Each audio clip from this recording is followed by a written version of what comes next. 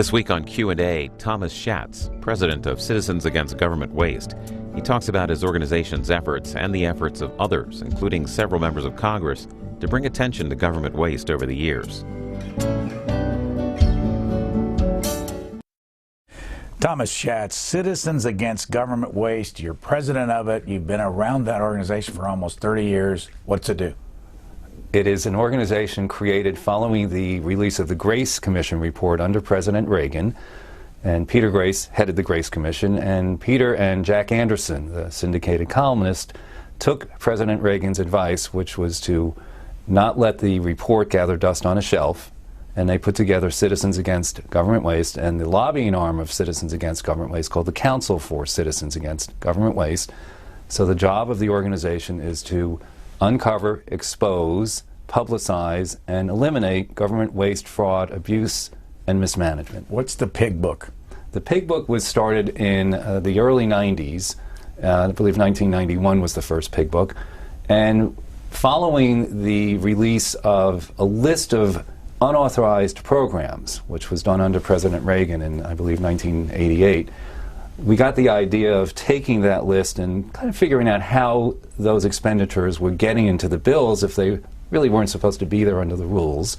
We worked with a bipartisan coalition of members of Congress, which then was called the Congressional Porkbusters Coalition, and they came up with us with a definition of what was then called pork barrel spending, and really still is, eventually became the term earmarks. And we went through all the appropriations bills and started the pig book. I believe the first year was about $3 billion, and it went all the way up to $29 billion in 2006. And every year that we can find earmarks in the appropriations bills, we release a congressional pig book sometime around April or May. We have some video of past news conferences you've held, and you're in the middle of all this talking about some of this. Let's watch a little.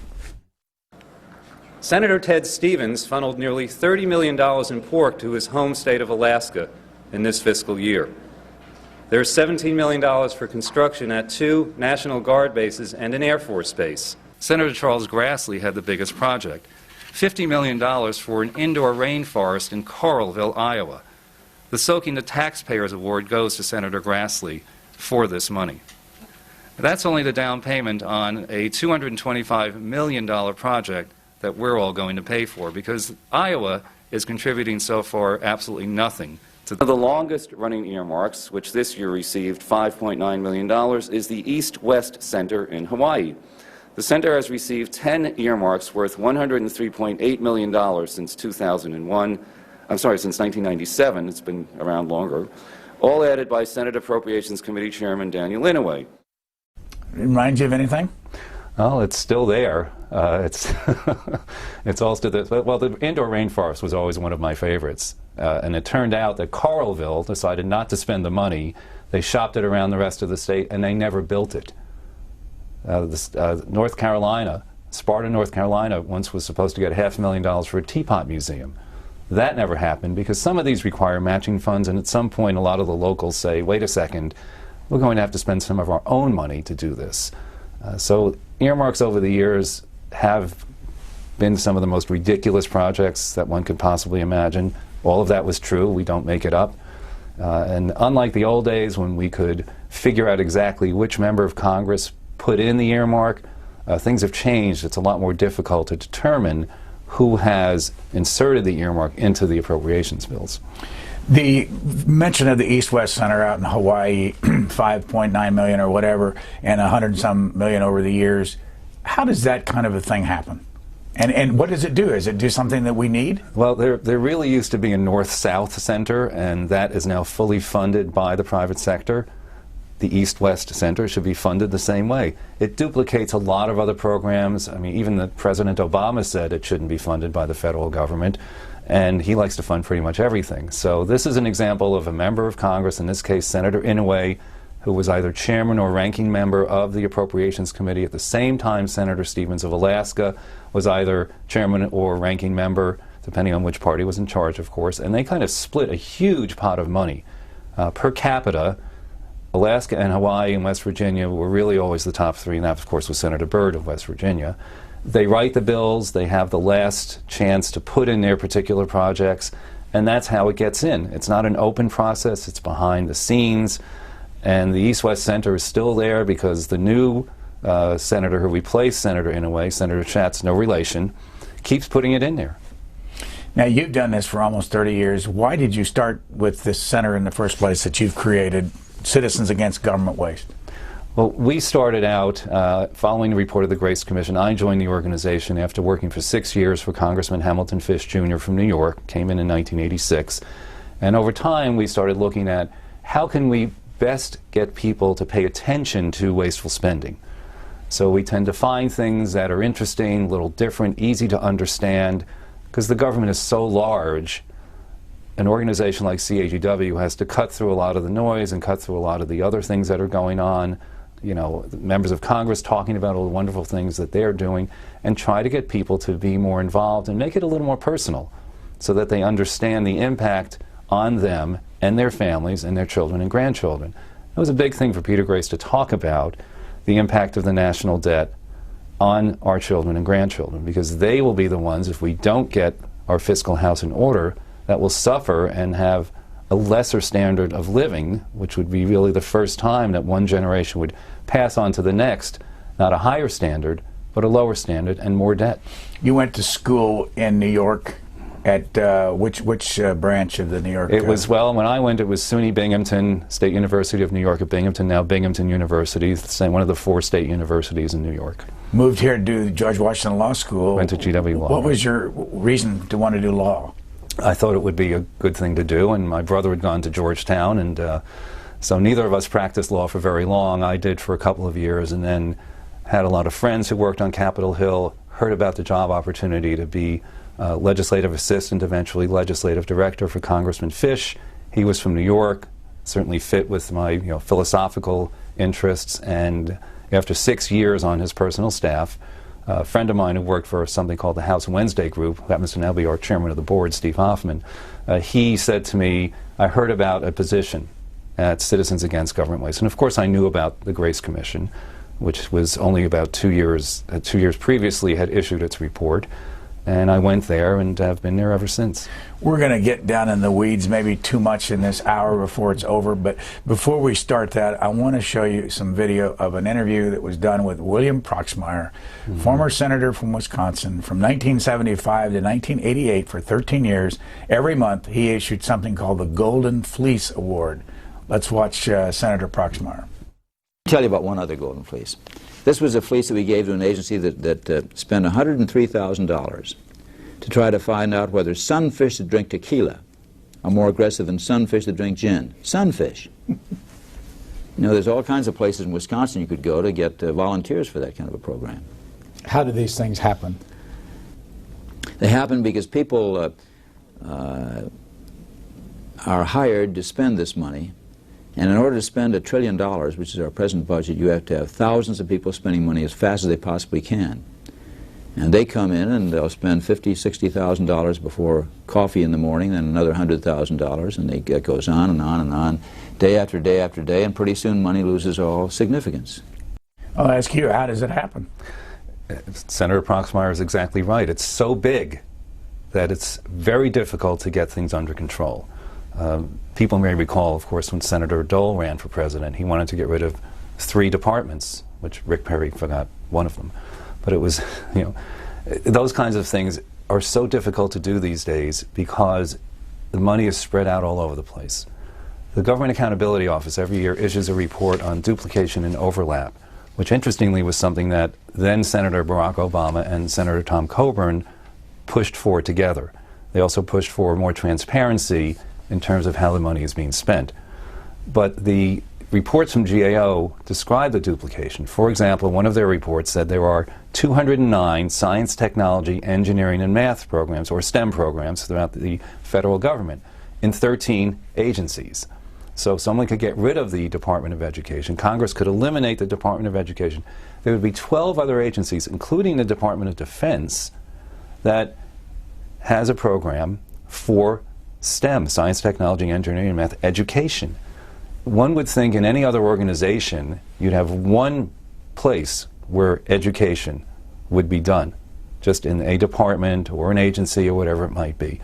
But everything is spread out all over, so you could eliminate entire departments. You don't eliminate all of the associated programs that just permeate throughout the federal government. So our thought is take all these GAO recommendations, bring them to the floor of the House and Senate, and get rid of the duplication. Find something that works well, assuming the government should even be doing it. When Senator Proxmire left in 1988, I don't know what the figure was, but it was trillions of dollars in debt, a lot less than it is now. I want to show a website called the usdebtclock.org, and anybody in the country can look this up. And it's much larger than you see on our screen right now with all these numbers that are moving. And you can see, according to the debt clock, we're $19 trillion in debt.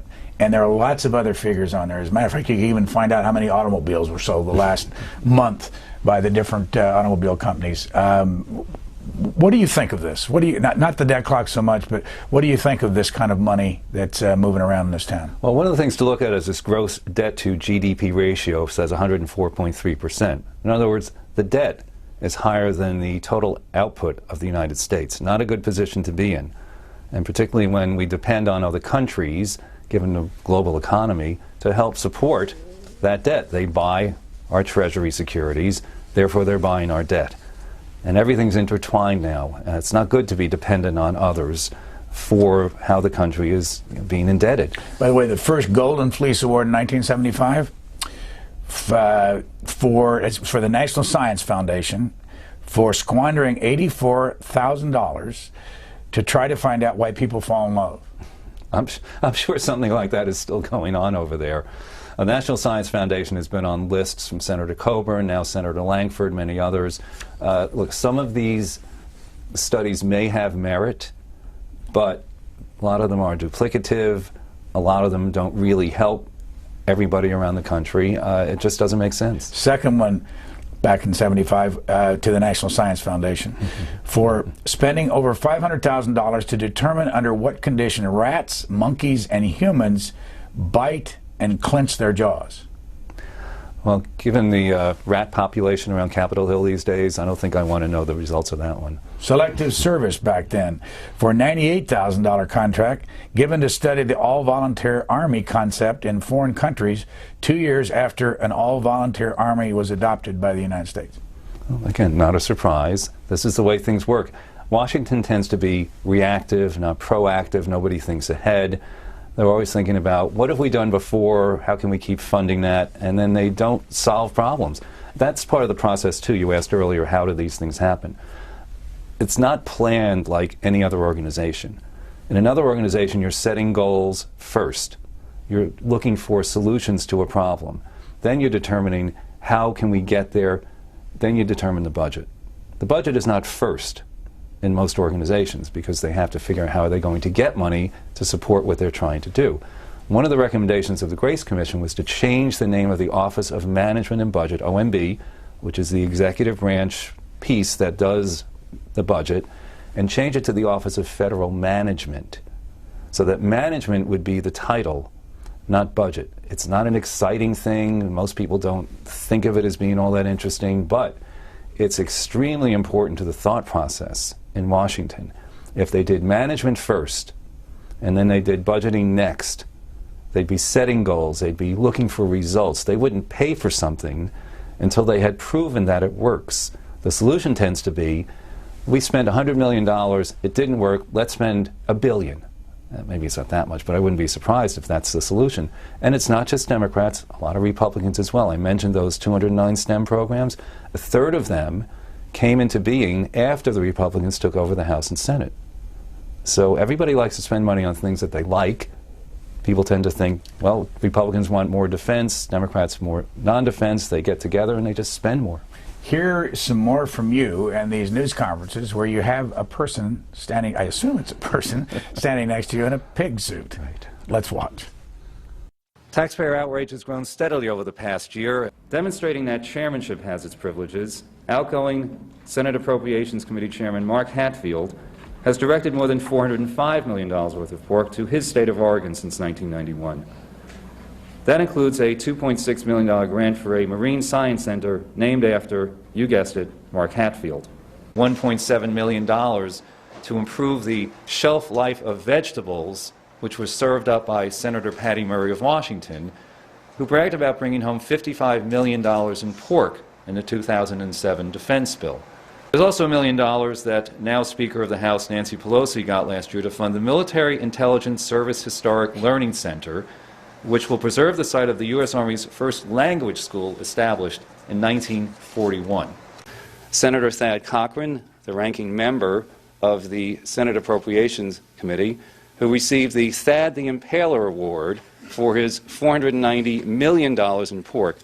Senator Cochran has been #1 for 3 years in a row, and his total exceeds $2 billion during that 3-year period of time.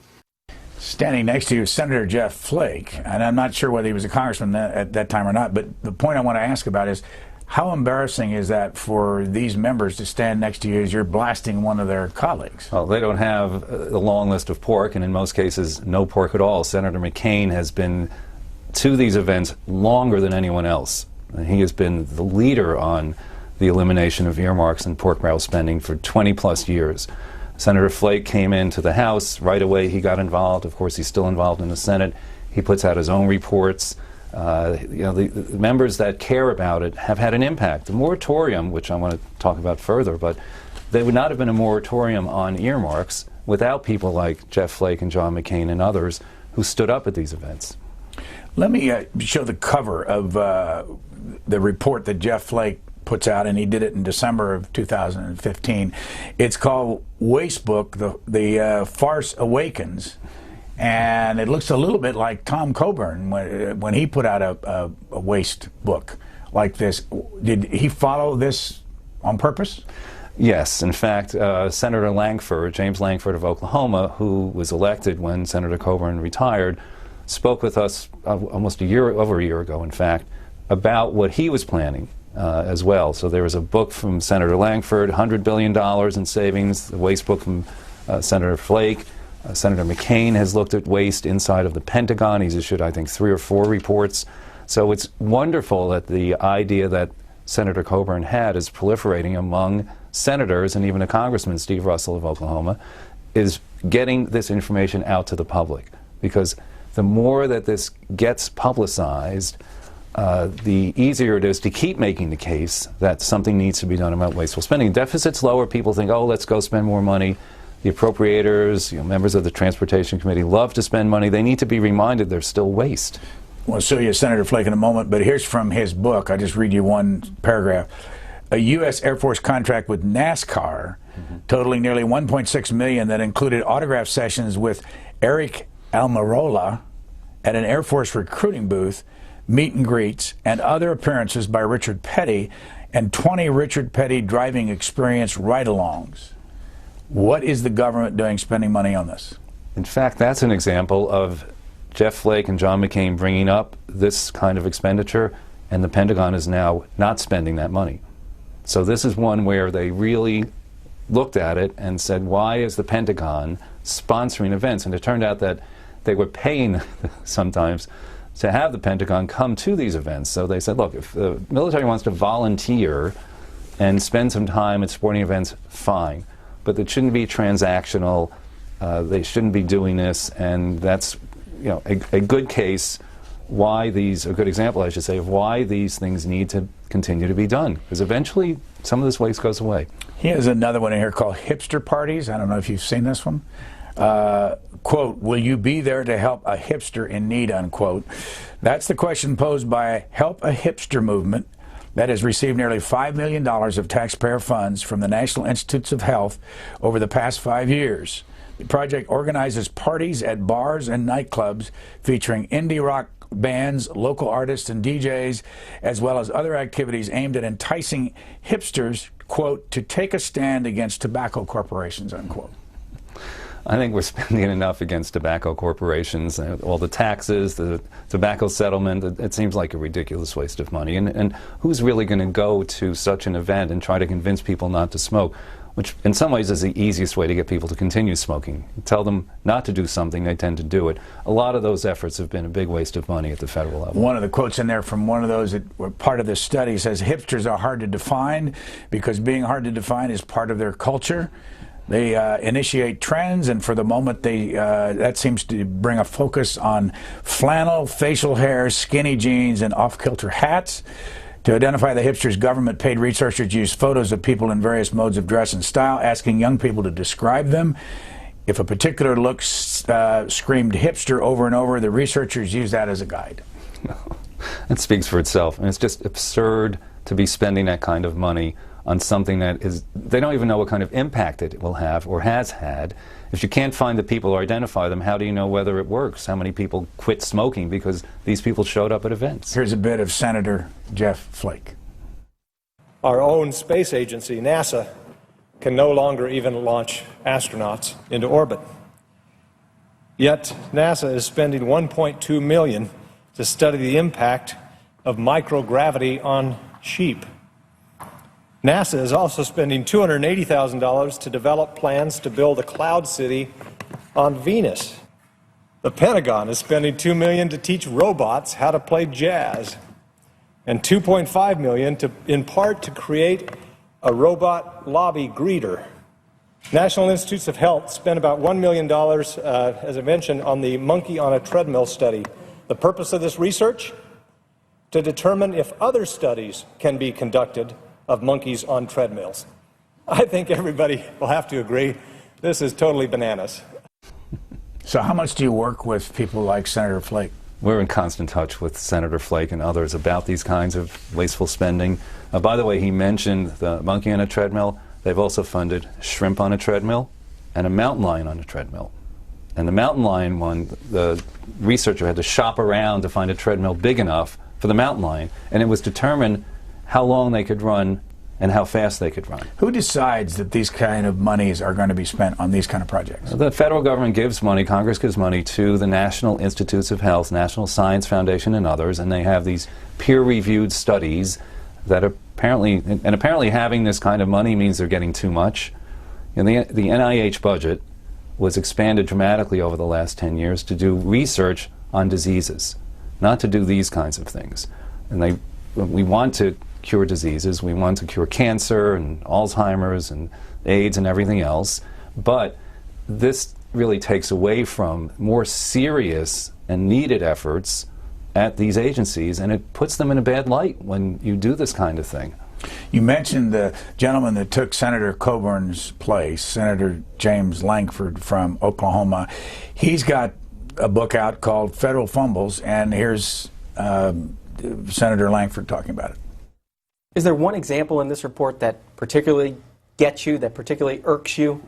Oh, there are about 100 of them that particularly irk me, to tell you the truth. There are multiple issues that as you go through it and you look at it, whether it be small or large, I know he was just mentioning large and small, but let me give you a couple of them. The Earned Income Tax Credit piece has the largest fraud rate in the federal government, and it has for about 20 years. That one program has about a 20% fraud rate, about $16 to $18 billion a year in fraud and loss in that one program alone.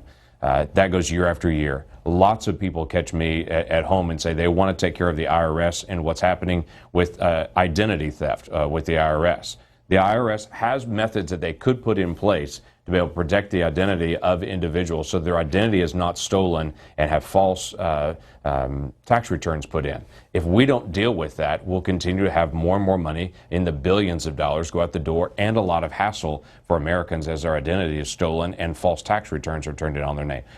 How hard is it for somebody like Senator Lankford to do the same thing that his predecessor did? When Senator Coburn was putting this together, he had two people and then committee staff that spent almost the entire year working on it, and we worked very, very closely with them. And with Senator Lankford as well, we met with the staff that's put this report together, and we've been getting the information and helping them and really trying to push it out to the public so that they're aware of it. Because again, it's important. He talked about stolen identity refund fraud, and he's right. The IRS could fix it, not totally, but they could reduce the amount of refund fraud. And what that means is somebody gets a hold of your Social Security number, they file a false tax return, they get the refund instead of you. And it's very difficult to get the money back from the IRS and prove that it really wasn't you who got the first one. They could figure this out. It's not all that difficult. his report's called Federal Fumbles, and all of these reports we're talking about are available on the web. I want to go to one of the items in his report. GAO released, that's the Government Accountability Office, released a report in the fall of 2014. The practices of 5 departments, DOD, Department of Defense, Veterans Affairs, USAID, GSA, and DOI.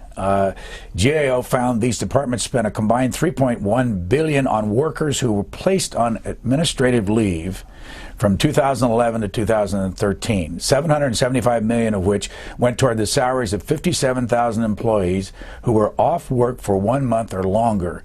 This is money paid for by the taxpayers who actually work hard to earn their salaries, is what Senator Lankford said. Now, why 57,000 people who are on administrative leave? Because it's very difficult to fire someone. Many managers don't want to spend the time going through the process. There are multiple levels of appeals by the employees, and they feel that it's easier to just keep paying them, because honestly, it's not the manager's money, and really it's not the agency's money, it's the taxpayers' money. There's no penalty for leaving these people on the side. In the private sector, this would never happen. You get 2 weeks' notice, you're out.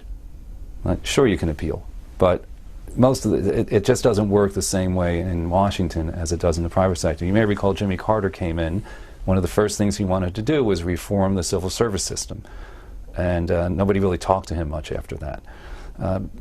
This is something that's really difficult to fix because it requires literally redoing the civil service system, negotiating with the federal worker unions, and it's messy. And the process has gotten totally out of control, as evidenced by this report from Senator Lankford. I remember talking about this when the report came out, when the original report came out. A lot of people wanted to know why this is going on.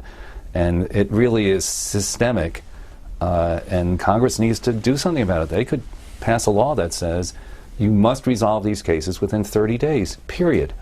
Here's another item from Senator Lankford's report, and it's called a $40 million fumble. And it has to do with a man named Trump.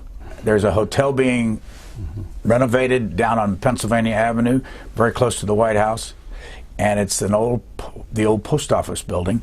But here's what he says in the report. When all is said and done, American taxpayers will chip in $40 million to help cover the costs to restore the magnificent building, this is in quotes, to even well beyond its original grandeur. The taxpayer-funded partnership to subsidize the development of old buildings is made possible with the National Historic Tax Credit.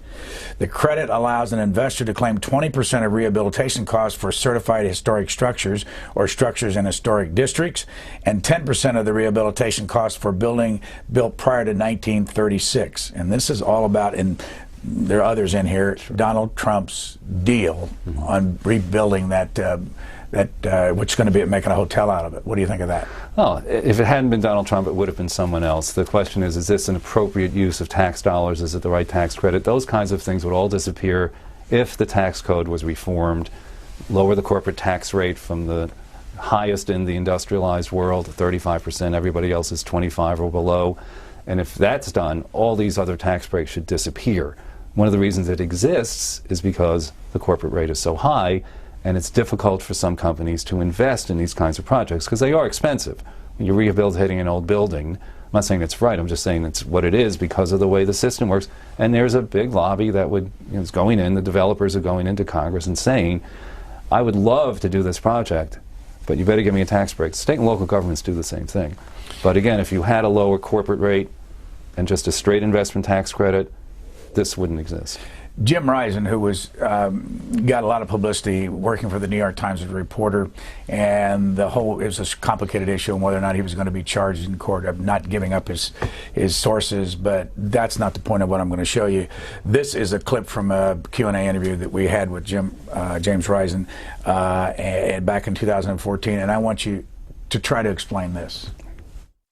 Over $11 billion of the roughly $20 billion that in Iraqi money that the United States sent back to Iraq was unaccounted for. And what Stuart Bowen's investigators found was that nearly $2 billion in cash, in $100 bills, was stolen after it was flown from Andrews Air Force Base to Baghdad apparently by powerful Iraqis, and was being hidden in a bunker in rural Lebanon, where the people who had stolen it after it had been airlifted by the U.S. Air Force to Baghdad, and they were hiding it for safekeeping for future use. No one seems to know what happened to that $2 billion. How can that happen? Not a surprise. The Special Inspector General for Iraq and Afghanistan has been doing a wonderful job. Stuart Bowen is a former, I think, a former head of GAO. No, he was former head of the Iraq Special Investigator. Right. But he had previously, I believe, been at either GAO or another investigative arm of the government. And so they have looked at all of these things. And unfortunately, it's not that big a surprise. The way that things work in Iraq, you go to some local group and you hand them money because you want some favor. But they should have kept track. Whether the system was set up so that money was flowing in cash to various parts of the countries is one thing. But if cash was going to be handed out, somebody needed to keep track just to make sure that whomever was supposed to be paid $10,000 or whatever it would be only got that amount of money. I'm not saying it was the right way to do it. It's what they did. But keep track of the money. And that's the bigger problem in Washington as well. It's not, quote unquote, their money, the agency's money. It's the taxpayers' money. So wasting it really doesn't have a lot of consequences. Very few people get fired. Look at the VA. Look what happened with people sitting in those offices waiting to be treated, and in some cases literally dying. And they set up false lists of wait times, saying everybody's being taken care of under the rules as written. I think 3 people were transferred, because first the VA said, oh, we're going to take care of these people, and again, goes back to why are they on administrative leave, why do they sit around and do nothing, because it's very difficult to hold people accountable inside of federal agencies. Talk about the politics of this. The first gentleman we showed, Senator William Proxmire, was a Democrat, a liberal Democrat from Wisconsin. Most of the other people we're seeing now are Republicans. Is there a difference between these parties and how much they're interested in this kind of waste? We've had a lot of conversations about it. Again, Democrats who are former business owners, we've tried to make the point to them that it's not a business, but it should be run more effectively and more efficiently. We've even made the argument, and there's no formula for this, but if somebody wants to help a certain group of people, they could help more of them if they eliminated the waste. So let's say it's a $100 million program, $20 million is going to waste, 20% error rate or improper payments is another example. Well, that means $20 million is not going where it's supposed to be. The answer is not make the budget $120 million, so you've got the extra $20 million that goes to people that need it. You get rid of the waste. But it's easier to add the $20 million because management is not that exciting, it's not that interesting, you don't get your name on some building. You go home and you say, hey, I just made the government more efficient. That's nice. How does it benefit me? You have to be able to explain that, and that's why we keep trying to say, what's the formula? If you eliminate that $20 million in waste, 30,000 people get more help. That would really convince, I think, more people on both sides of the aisle that this is a way to get things done more effectively. There's supposedly something like 72 inspectors general in the government. How effective, in your opinion, are the inspectors general in the federal government? That depends on where they're working, to be perfectly honest. Some of them are way more effective than others. The one that I think is one of the least effective is the Inspector General for the Postal Service, a gentleman named David Williams, who I believe may have retired last week or was about to retire, or probably should. But in any event, he is supporting having the Postal Service get more involved in non-postal activities, basically competing with the private sector, getting involved with overnight delivery more than they already are, becoming a quote-unquote banking operation, not just doing money orders, but doing banking. We have a lot of banks. We have enough banks. This is actually something that Senator Elizabeth Warren and Senator Bernie Sanders support. The idea of the Postal Service can get out of its ridiculously, the debt that comes out every year, $5.7 billion lost last year. They think getting the Postal Service to do something other than what they already do, rather, again, than eliminating overlap, duplication, excess post offices, that's the solution. Again, it's to spend more money, get them to do more things. That's the solution, and it doesn't work. Robert Gates, former Secretary of Defense and head of the CIA, was here a couple weeks ago. Here's a question that we asked him, and explain this. Has the Department of Defense ever been audited? Well, we get audited in different ways by different people, but when it comes to sort of a formal, general accepted accounting practices, the answer is no. And the department has been working for years to get itself into a position of where it knows where all the money has gone and has that documented and can present it in sort of formal accounting practices. Now, do we know where the money goes? Yes. Does huge amounts of money just sort of disappear into the ether and nobody knows where it went? No. What do you think? Well, I think they need to have a clean audit, and then we'll see if that answer is correct. I'm not doubting the former secretary, but we don't know for sure. Look, this goes back to the Chief Financial Officers Act 1989, which was a recommendation of the Grace Commission that Citizens Against Government Waste promoted. They had not had chief financial officers in federal agencies until this act in 1989. Imagine running an organization, you don't have a CFO. So that was the first step. Then in 1993, Government Performance and Results Act, that was the one that started the ball rolling for these audits. So that was now 23 years ago, 1993. And the Pentagon still doesn't have a clean audit. They're the only agency that does not have a clean audit. So you see things from the Pentagon that say, we don't know where this particular ship is. Well, they haven't lost the ship. They just don't have it somewhere in their system so that somebody can look at it and say, here's where it is, here's how much it costs, here's how many people are on it. It's literally that bad at the Pentagon. I'm happy that the Pentagon exists. They do a wonderful job protecting national security, but they need to figure out where all this money is going, because it also affects their budget. If they don't know where the money is, they tend to ask for things that they don't need. Why wouldn't the Congress, Democrats and Republicans, want an audit of the Pentagon and force them to do it? They've been saying it for years. They put it into the Defense Authorization Act. Give us a clean audit. But they don't say, we're going to cut off your money if you don't, because that would be the way to get somebody to pay attention to the issue.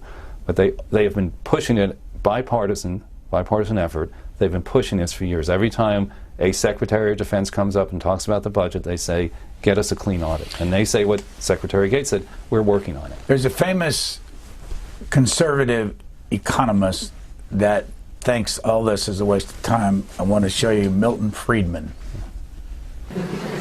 People complain about waste. I don't complain about waste. Tell me, would you people in this room really like the IRS to be spending its money efficiently?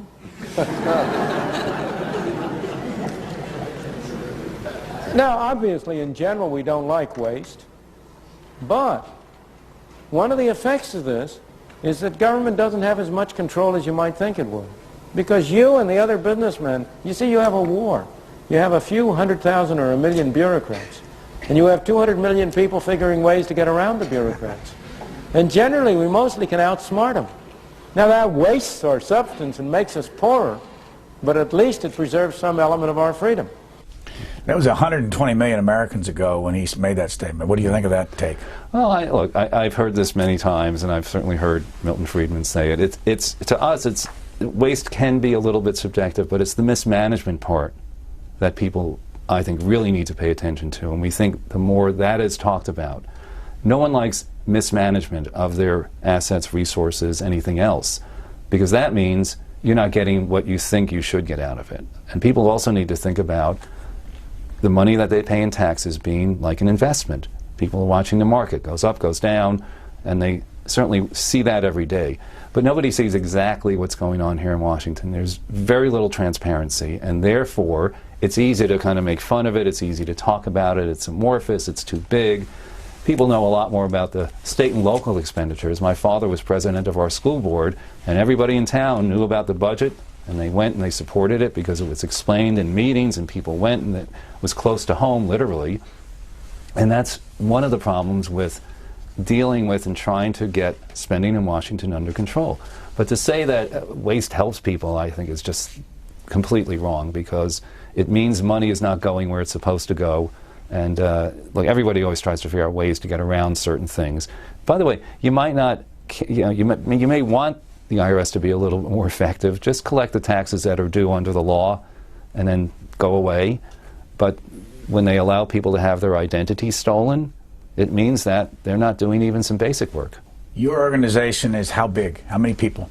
In the office and the staff, we have 15 people. We have more than 1 million members and supporters around the country. How much money do you spend a year? We spend about $5 million. The budget is about $5 million. That's combined for Citizens Against Government Waste and the Council for Citizens. Any Against government Waste. money in it at all? Never. What don't want it, never would take it. How much money do you spend on lobbying with your 403 501c4? Yeah, 501c3. Yeah, C4 probably about $500,000 or so. It's mostly education and research, not as much on lobbying. It's probably about a 4 to 1 or 500 to $1 million a year. It depends on what's going on. Another member of the Senate, as you mentioned him earlier, that you work closely with is John McCain. Mm-hmm. John McCain has something called America's Most Wasted. Mm-hmm. Let's watch a clip of his interview with Cheryl Atkinson. The National Guard is $100 million in debt and yet spent $14,000 on bubble balls. It was some harebrained idea somebody had, and one of the other aspects of the National Guard you may have known, and that is the professional sports teams charging the taxpayers for honoring the veterans, honoring the men and women who serve. You know, you would think that, gee, this is a great thing that the New York Jets are honoring our veterans and our men and women who are serving, and absolutely, they're being paid for it.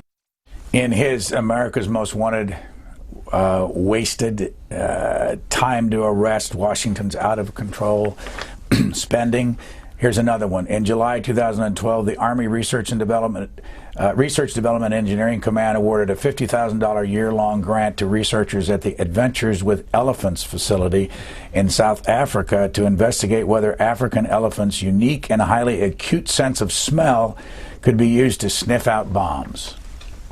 Well, hopefully you'd find it before the elephants get there, because I don't think they move all that fast. But it's another example of why the Pentagon needs to be audited, why they need to justify every expenditure, because what is that going to do for national security? He also points out that the Cannon House office building, which was built in 1908, is due for a refurbishing, and that they're going to spend $775 million on doing that. And he says that's, almost as much as they spent on the Congressional Visitors Center. What's your reaction to that? Oh, well, maybe things need to get done. I don't know how they bid it out. Maybe that's not the best way to do it. I'm sure Donald Trump would say I could do it cheaper, or some other developer, as they tend to say. But look, the Capitol's being redone. We don't want things to fall apart. We want things to be safe. It may be too much, but some of those things over time need to be done probably less expensively. $14 million, this is in Senator McCain's book, for duplicative catfish inspection office. This is what he writes, among the many wasteful provisions in the federal the FY15 appropriations bill, better known as Cromnibus, was a costly and duplicative provision directing the U.S. Department of Agriculture to continue developing a catfish inspection office, even though another agency, the U.S. Food and Drug Administration, already runs a catfish inspection office. And by the way, there are 1.8 billion catfish enjoyed by Americans each year. Senator McCain and others have tried to eliminate that duplication, and they've been defeated when they've introduced amendments to try to eliminate it. I mean, this is another example where common sense gets taken over by the inside the Beltway mentality. It just doesn't make sense anywhere else except in Washington, that you'd have two agencies looking at catfish. It's ridiculous. You mentioned Congressman Steve Russell from Oklahoma, another Oklahoman who's involved in his own waste project. This is called Waste Watch. Let's watch the congressman, and he's a retired lieutenant colonel in the Army. And in Waste Watch, wasn't there some money being spent on elephants and national security? I think some of the most interesting that we've seen, we brought over a bunch of people from the Middle East to do films and learn how to be filmmakers, and they went back and made anti-U.S. films with our training. That's always nice. There was $100 million missing that no one can account for through the State Department in Afghanistan. We are asking where it is. I'm on the Oversight and Government Reform Committee as well, so we do have the ability to reach down and get to the bottom of these issues. In his book, Waste Watch, here's one item. It's a $30,000 item. It's not very large. The National Endowment for the Humanities provided nearly $30,000 for a study to, quote, understand and describe toxic rhetoric in online spaces with an emphasis on large-scale multiplayer computer games. Well, that's just PC gone wild. I mean, there's no way that that would either be useful or stop anybody from doing whatever they're doing online. What about this one? In 2012, he has in his book, the National Endowment for the Arts awarded a $40,000 grant for a video game based on Henry David Thoreau's Walden. The game was panned by critics who pointed out that the whole message of Thoreau's book was about experiencing, quote, only the essential facts of life. And Senator Tom Coburn even featured the grant in his Waste Book 2012. But in 2015, however, the National Endowment for Humanities, another group, picked up where the NEA left off, doubling down with a $100,000 grant to help finish the project. This is one of the reasons why the NEA and the NEH are on many lists of agencies that should be eliminated. I always make the point, before they were established in 1963, did we have arts and humanities? Of course we did. We just didn't have the government involved in spending, I think it's about $180 million on each agency each year for projects that, yes, they would not get done otherwise. They probably shouldn't get done otherwise. Who doesn't like what you do? People that like to spend money, and that's sometimes both sides of the aisle, but we also make some very interesting alliances, and we do a lot of other issues, not just government waste, quote unquote, but tax issues. For example, there was a press conference with a group, very bipartisan group, 45 organizations supporting a permanent extension of the Internet Access Tax Moratorium. Right, left, middle, they were all there talking about the impact on minorities, talking about the impact on consumers and taxpayers. So the Farm Bill is another example. That's left, right, middle. People opposed to tax subsidies for various farm programs. So we tend to find a lot of alliances that people might not think about. But generally, it depends on the issue, who's going to really be on the other side. Another item in Congressman Russell's waste book is over the course of 9 months in 2014, the Department of Energy held at least 40 conferences at hotels and other locations instead of using federal government space. In February 2014, for example, the DOE held its 5th annual Advanced Research Projects Agency Energy Innovation Summit at the Gaylord National Resort and Convention Center just outside of Washington, D.C., and they talk about thousands and thousands of dollars for these events. That's another example where the publicity has created change. They've now cut back on agency budgets for these conferences. This began about 3 or 4 years ago. Department of Justice and others were putting together these lavish conferences, and so Congress again took steps to restrict it. But there's an example where it's very understandable to people. If you travel for your company, you're not going to go to the most lavish resort. Maybe in some cases, yes, but generally no. So people see this and say, well, I don't get this. Why are the members of Congress getting this? Why are the agencies getting this? I want to put on the screen a list of the different sites that we found, and I'm sure there are others, and people that are interested can go to them on their own. Citizens for Against Government Waste, which is yours. Senator John McCain's site, Jeff Flake's, James Langford's, Steve Russell's. Then there's a group called watchdog.org. Do you know anything about them? Yes, that's the Franklin Center, and they do a lot of work at the state level. Good resource as well. Heritage Foundation, what do they do? They have other examples of wasteful spending as well, and of course they're a large organization that does a little bit of everything. Some of your critics say that you use your organization to help your funders on the Hill get things passed. That's a criticism around Washington. That's kind of old news. We don't do anything that doesn't benefit our mission, the taxpayers, our members, and of course the organizations that support CAGW wouldn't do so if they didn't think that our mission was going to be moved forward. So it's, over time it's been about 80% individual support, and then the 20% is foundations, corporations, associations. So the vast majority of our support comes from individual taxpayers, and they're the ones that we're representing regardless of what we're doing. I mean, why would we not want to fight against internet access taxes? That raises taxes. Sure, there are companies that might benefit, but the impact, $16.4 billion annually in new taxes, on individuals, and then the states get the money and spend it unwisely. So it fits into our mission. We've been around a long time, and we know exactly what we should be doing. Do you ever get tired of doing this?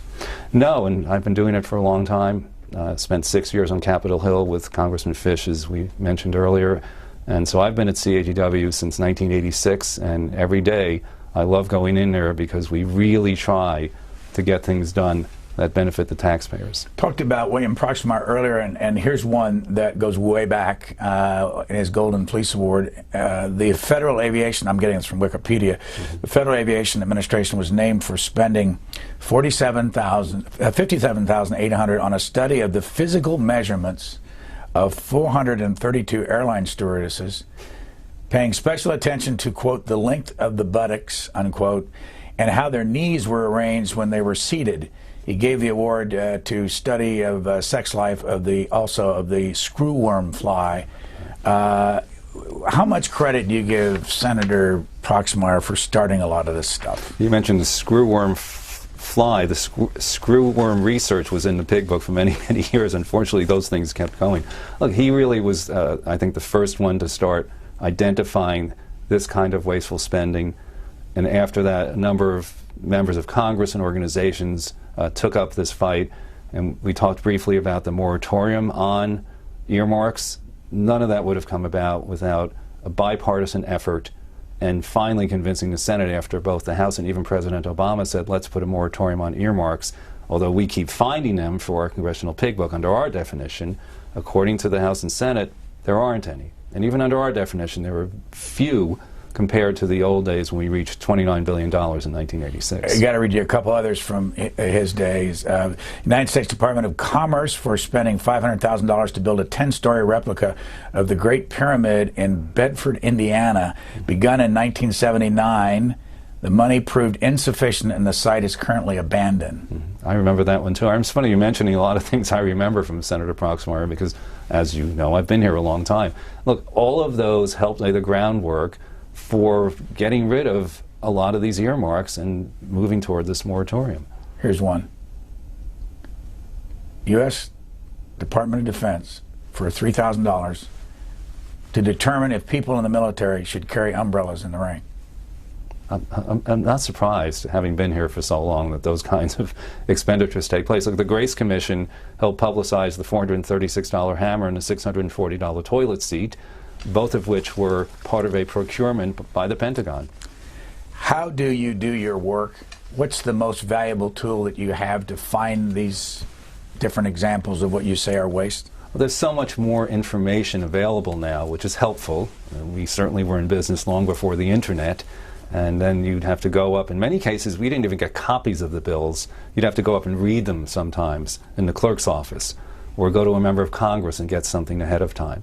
And when we first did the pig book, there wasn't a list of earmarks at the back of the appropriations bills. that only occurred for 3 years out of the 25 or so we've been doing the pig book. So transparency would be helpful. We want to know who's still putting in these earmarks. Are they calling agencies to say, give us or give my state or district more money than we really deserve?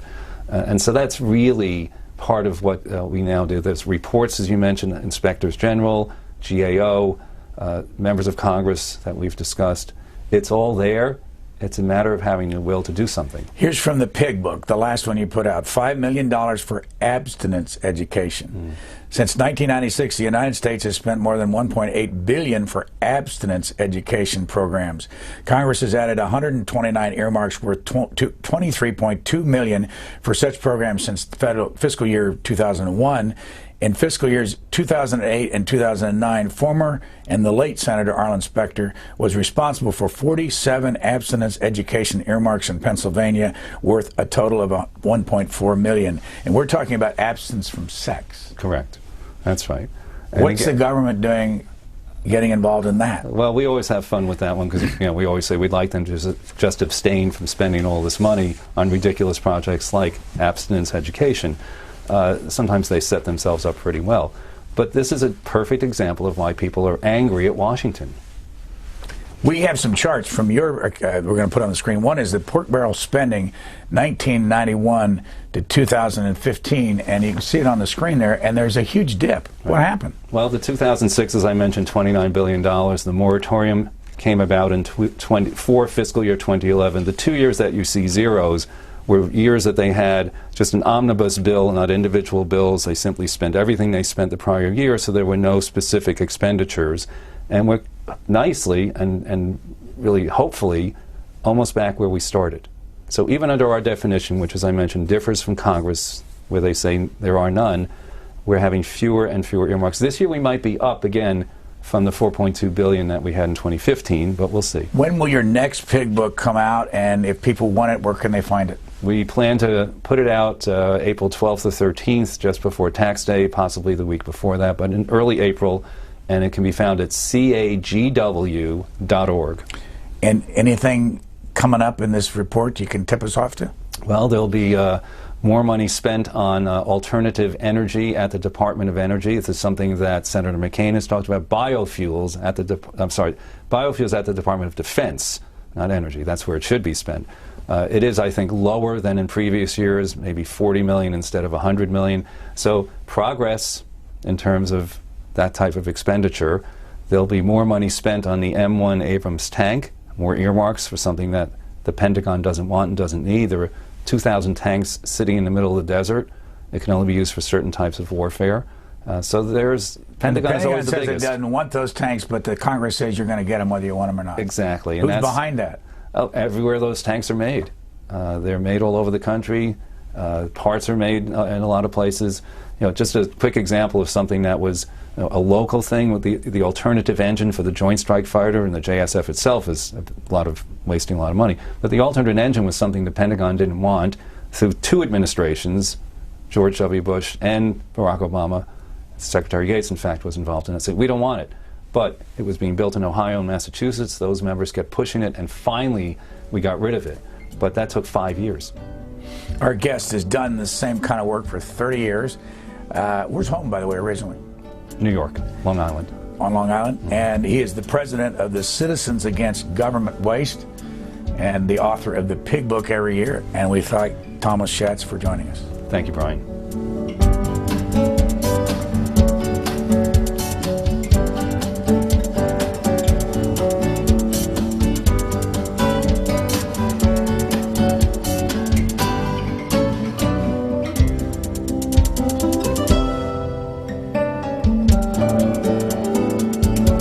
Free transcripts, or to give us your comments about this program, visit us at Q&A.org.